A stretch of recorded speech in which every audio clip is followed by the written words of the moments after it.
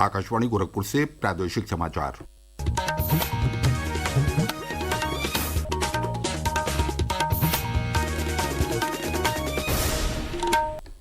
नमस्कार। समाचार बुलेटिन के साथ मैं प्रमोद कुमार सिंह। पहले मुख्य समाचार। संसद के दोनों सदनों से पारित वक्फ संशोधन विधेयक 2025 को राष्ट्रपति द्रौपदी मुर्मू ने दी मंजूरी।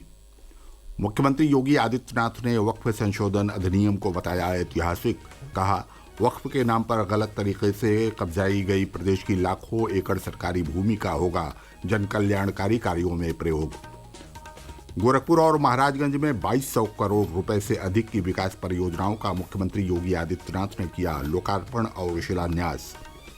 अयोध्या में धूमधाम से मनाया जा रहा है राम जन्मोत्सव। दोपहर 12 बजे श्री राम लला के मस्तिष्क पर होगा सूर्य तिलक। और नवरात्र के अंतिम दिन प्रदेश भर के शक्तिपीठों और देवी मंदिरों में उमड़े श्रद्धालु। हवन के साथ हो रहा कन्या पूजन। अब समाचार विस्तार से। संसद के दोनों सदनों से पारित वक्फ संशोधन विधेयक को बीती रात राष्ट्रपति द्रौपदी मुर्मू ने मंजूरी दे दी, जिसके बाद अब वक्फ संशोधन विधेयक 2025 कानून बन गया है। इसके साथ ही राष्ट्रपति ने मुसलमान वक्फ निरसन विधेयक 2025 को भी अपनी स्वीकृति दे दी है। वक्फ विधेयक को राज्यसभा ने 3 अप्रैल 2025 को 13 घंटे से अधिक चली बहस के बाद पारित किया था। इसके एक दिन पहले लोकसभा ने इसे मंजूरी दी थी। विधेयक को पारित करने के लिए लोकसभा और राज्यसभा में आधी रात के बाद तक कार्यवाही चली थी। नए कानून का उद्देश्य वक्फ संपत्तियों का दुरुपयोग और वक्फ संपत्तियों पर अतिक्रमण को रोकना है। केंद्र सरकार ने कहा है कि यह कानून मुस्लिम विरोधी नहीं है। सरकार ने मुस्लिमों को आश्वस्त किया है कि यह बिल उनकी मस्जिद एवं दरगाह छीनने और धार्मिक मामलों में हस्तक्षेप के लिए नहीं है, बल्कि संपत्तियों के नियमन और प्रबंधन के लिए लाया गया है।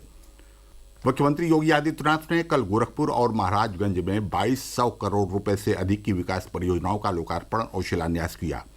इस अवसर पर मुख्यमंत्री योगी आदित्यनाथ ने संसद में पारित वक्फ बोर्ड संशोधन अधिनियम को ऐतिहासिक कदम बताया। उन्होंने कहा कि वक्फ के नाम पर वर्षों से बेशकीमती जमीनों पर हो रहे कब्जे पर अब रोक लगेगी। प्रधानमंत्री नरेंद्र मोदी और गृह मंत्री अमित शाह के प्रति आभार व्यक्त करते हुए मुख्यमंत्री ने कहा कि वक्फ के नाम पर गलत तरीके से कब्जाई गई प्रदेश की लाखों एकड़ सरकारी भूमि और संपत्तियों का उपयोग स्कूल, कॉलेज और मेडिकल कॉलेज जैसे जन कल्याणकारी कार्यों में होगा।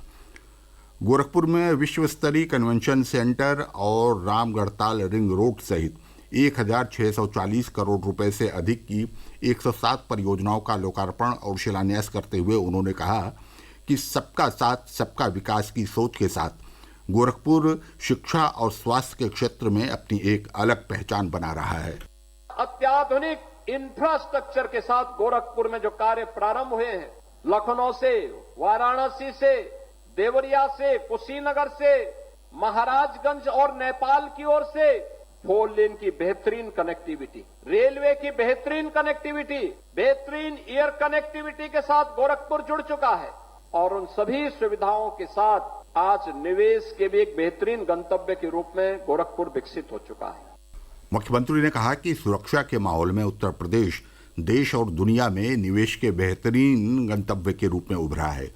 विकसित भारत की परिकल्पना को साकार करने के लिए आज प्रदेश के अंदर हर एक जनपद में नई प्रतिस्पर्धा खड़ी हुई है। गोरखपुर हो या वाराणसी, प्रयागराज, अयोध्या, लखनऊ, कानपुर, आगरा, मेरठ या बरेली, सभी जिलों में एक नई प्रतिस्पर्धा हो रही है कि कौन अच्छा कार्य कर सकता है। इससे पूर्व कल महाराजगंज जिले में मुख्यमंत्री ने रोहिन बैराज सहित 654 करोड़ रुपए की 629 विकास परियोजनाओं का लोकार्पण और शिलान्यास किया। इस अवसर पर एक जनसभा को संबोधित करते हुए मुख्यमंत्री ने कहा कि अगले 3 साल में उत्तर प्रदेश से गरीबी खत्म कर इसे देश का नंबर 1 राज्य बनाया जाएगा। अगले 3 वर्ष के अंदर उत्तर प्रदेश से गरीबी को हर हाल में पूरी तरह समाप्त करके एक समृद्ध राज्य के रूप में स्थापित हमें करना है। जीरो पॉवर्टी के इस लक्ष्य को प्राप्त करते हुए उत्तर प्रदेश को देश की नंबर 1 की अर्थव्यवस्था के रूप में भी हम स्थापित करेंगे। मुख्यमंत्री ने कहा कि नौतनवा में बने रोहिन बैराज का नाम अब मां बनैलिया देवी के नाम से जाना जाएगा। इस बैराज से 16,000 किसानों और 5400 हेक्टेयर से अधिक भूमि को सिंचाई का लाभ मिलेगा। उन्होंने कहा कि आज प्रदेश के हर क्षेत्र में विकास हो रहा है। विकास के कार्य क्या रेल का हो, चाहे सड़क का हो, वाटरवे का हो, मेट्रो का हो, रोपवे का हो, ये सभी एक एक करके साकार होते हुए जा रहे हैं। एक तरफ ये कार्य युद्ध स्तर पर आगे बढ़ते हुए दिखाई दे रहे हैं, दूसरी ओर लोक कल्याण के कार्यक्रमों को भी प्राथमिकता के साथ आगे बढ़ाया जा रहा है। प्रदेश सरकार मिशन वात्सल्य योजना के अंतर्गत राज्य में चाइल्ड हेल्पलाइन के 9 नए रेलवे स्टेशन और बस स्टैंड यूनिट स्थापित करेगी। इसके तहत बच्चों को 24 घंटे सहायता प्रदान की जाएगी। अभी तक राज्य में चाइल्ड हेल्पलाइन के 19 रेलवे स्टेशन और 2 बस स्टेशन यूनिट संचालित हैं। इस हेल्पलाइन यूनिट के माध्यम से कोई भी बच्चा कहीं से भी 1098 पर कॉल कर मदद मांग सकता है। प्रादेशिक समाचार आप आकाशवाणी गोरखपुर से सुन रहे हैं। अयोध्या के श्री राम जन्मभूमि मंदिर में रामनवमी का पर्व राम जन्मोत्सव धूमधाम से मनाया जा रहा है। थोड़ी देर में मंदिर परिसर में पूजा और अनुष्ठान शुरू हो जाएंगे। भगवान श्री राम का जन्मोत्सव मनाने के लिए दुनिया भर से श्रद्धालु वहां पहुंच रहे हैं। रामनवमी पर आने वाले श्रद्धालुओं के लिए एक सहज अनुभव सुनिश्चित करने के लिए श्री राम जन्मभूमि तीर्थ क्षेत्र द्वारा एक विशेष व्यवस्था की गई है। दोपहर 12 बजे प्रभु श्री राम के मस्तिष्क पर सूर्य तिलक होगा। एक रिपोर्ट। प्रभु राम के जन्मोत्सव के लिए रामनगरी अयोध्या सज धज कर तैयार है। देश दुनिया भर से भक्त इस खास मौके पर रामलला का दर्शन करने के लिए पहुंच रहे हैं। श्री राम जन्मभूमि मंदिर को खास फूलों से सजाया गया है। श्री राम जन्मभूमि तीर्थ क्षेत्र ट्रस्ट के महामंत्री चंपत राय के मुताबिक रामनवमी पर आज रामलला का विशेष श्रृंगार कर 56 भोग अर्पित किया जाएगा। दोपहर 12 बजे रामलला के ललाट पर सूर्य तिलक किया जाएगा। यह लगभग 4 मिनट तक चलेगा। इस ऐतिहासिक क्षण को विशेषज्ञों की टीम अंजाम देगी और इसे दुनिया भर में लाइव प्रसारित किया जाएगा। अयोध्या में बड़ी संख्या में पहुंचे भक्तों पर इस बार ड्रोन के जरिए सरयू नदी के जल की फुहार डाली जाएगी। वहीं शाम को दीपोत्सव का आयोजन भी होगा। श्रद्धालुओं को गर्मी से बचाने के लिए रामपथ पर अस्थायी शिविर बनाए गए हैं और 243 स्थानों पर पेयजल की व्यवस्था की गई है। भक्तों की भारी भीड़ को देखते हुए प्रशासन ने सुरक्षा के कड़े इंतजाम किए हैं। आम भक्तों की सुविधा के लिए सुबह 9 बजे से दोपहर 12 बजे तक राम मंदिर के सभी विशेष पास निरस्त कर दिए गए हैं। ओम अवस्थी, आकाशवाणी समाचार, लखनऊ। उधर नवरात्र के अंतिम दिन आज मां सिद्धिदात्री की पूजा अर्चना, हवन और कन्या पूजन किया जा रहा है। प्रदेश भर के शक्तिपीठों और दुर्गा मंदिरों में श्रद्धालुओं की लंबी कतारें लगी हैं। मिर्जापुर के विंध्यवासिनी देवी मंदिर, बलरामपुर के देवी पाटन, महाराजगंज के लेहड़ा देवी मंदिर और गोरखपुर के तरकुलहा देवी मंदिर में माता रानी के दर्शन के लिए श्रद्धालुओं की भारी भीड़ जुटी है। वहीं रामनवमी के पर्व को लेकर प्रदेश भर में हाई अलर्ट घोषित किया गया है। पुलिस महानिदेशक प्रशांत कुमार ने सभी जनपदों में प्रसिद्ध देवी मंदिरों के आसपास पर्याप्त संख्या में पुलिसकर्मियों की ड्यूटी लगाने के निर्देश दिए हैं। साथ ही जुलूस और शोभा यात्राओं पर ड्रोन और सीसीटीवी कैमरों से नजर रखने के लिए कहा है। मुख्यमंत्री योगी आदित्यनाथ ने आपदा से प्रभावित लोगों को हर संभव मदद और समय से राहत उपलब्ध कराने के निर्देश दिए हैं।